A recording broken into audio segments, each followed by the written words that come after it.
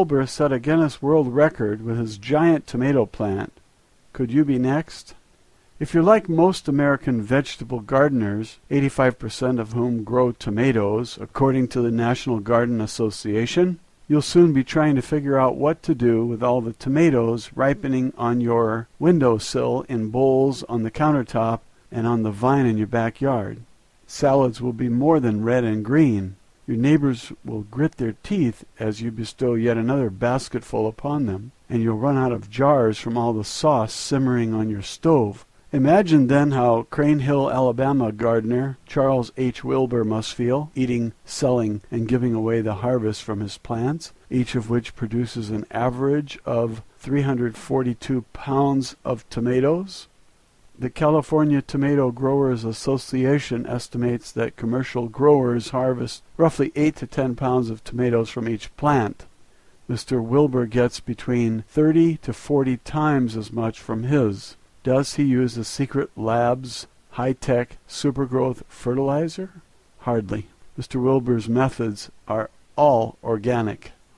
Does he plant a rare type of seed? Nope. His best yield, 1,368 pounds of tomatoes from 4 plants, for which he earned one of 3 Guinness Book of World Records, came from the widely known Better Boy variety. So how do you get tons of delicious organic tomatoes with common varieties, and best of all, avoid weeding and hoeing altogether? Just pay attention. In order to become a 3-time Guinness World Record champion, it helps to set your sights high, say 275 feet. When Mr. Wilbur visited California's Sequoia National Park, he stared at the giant tree known as General Sherman for a long time. You see very readily that what nature provides is very simple, he says, and it was all right there. The obvious elements including air, rain, fallen leaves and limbs, weeds, grass, and no weeding or hoeing. Mr. Wilbur decided then and there to try to replicate nature's system and unlock such growth potential in his own plants. The tomato was his favorite vegetable, so he concentrated his research on the red beauties and soon set himself a goal of growing a low foot-tall plant bearing tomatoes from top to bottom. Mr. Wilbur named his first giant General Sherman. There's a photo of 2 trees, but they're actually tomato plants, and Mr. Wilbur is standing on a tall ladder, and the caption says, "Pruning these tall 342-pounders presents special challenges, but Charles Wilbur rises to the occasion." The most important thing is to prevent stress.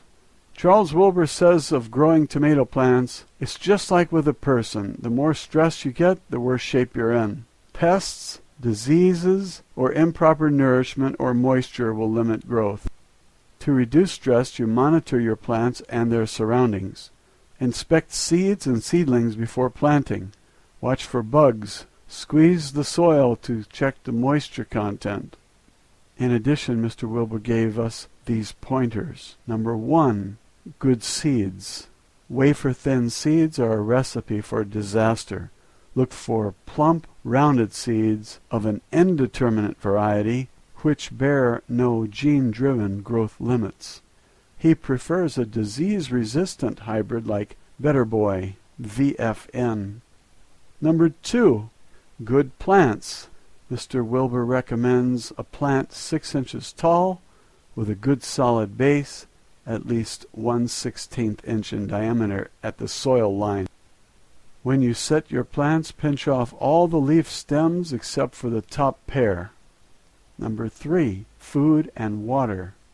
Plant a green manure of rye or hairy vetch in the fall and till it into the soil a month before setting the plants in the spring.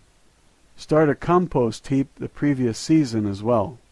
Shredded kudzu is a key ingredient in Mr. Wilbur's remarkable recipe. Apply the compost in a ratio of 1 part compost to 3 parts soil. When watering plants, use rain or pond water, not treated town water, which Mr. Wilbur believes can kill beneficial soil microbes. Water the plants every morning. Number 4, control diseases and insects. Treat the garden like an operating theater. For instance, wash your hands with antibacterial soap and prohibit smoking. When possible, Water and soil should not touch leaves so as to prevent soil-borne and fungal diseases. Cover bare soil with mulch. For insects, 3.5 inches tall cardboard collars protect young plants from cutworms. Austrian peas planted at the garden's perimeter distract aphids, while attracting more than enough ladybugs to patrol both the peas and the tomatoes. The best defense against tomato worms is persuading birds to hang around your garden, in other words, feed them. Number 5. The magic number is 18 branches. For the optimum yield, 6 lower suckers are allowed to grow and split once, 12 branches, while 2 upper suckers are each allowed to split into 3, 6 or more branches. Pinch off unwanted suckers twice a week. Train the vines up a circular cage made from concrete reinforcing mesh with 6-inch squares, 5 feet tall with 18 vertical wires, 1 for each branch. Stake cages to the ground using concrete reinforcing bars. Additional cages can be added to the top as the plant outgrows each one. Mr. Wilbur had to stack 6 cages for his record-breaking cherry tomato. Next image, tomatoes grow well in barrels using Mr. Wilbur's methods, but stresses like cramped roots generally limit the plant's yield to 100 pounds or less per vine. Never weed again. Strawberry mulch is one of the most important components of Charles Wilbur's process. It shuts out weeds, keeps the soil underneath cool and moist, and most important, alleviates the need for hoeing, which can destroy the root system. Here's how Mr. Wilbur sets about mulching. 1. Visualize the area as a tic-tac-toe board with the center square left open. 2.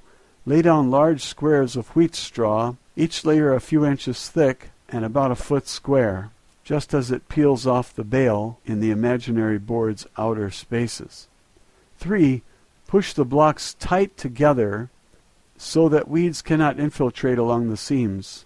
4. Set tomato plants in the center square and cover that soil with finely chopped hay mulch about 1/2 inch deep. Some people may think that Mr. Wilbur's process requires too much effort. Mr. Wilbur says that, aside from the compost and the green manure, preparing the sites as he's described takes only about 6 hours. The rest of the season's work includes mere watering and pruning. So the next time you're pulling weeds in the hot summer sun, consider the double benefits of following Charles Wilbur's wise counsel, a bountiful harvest and less backache. Thank you.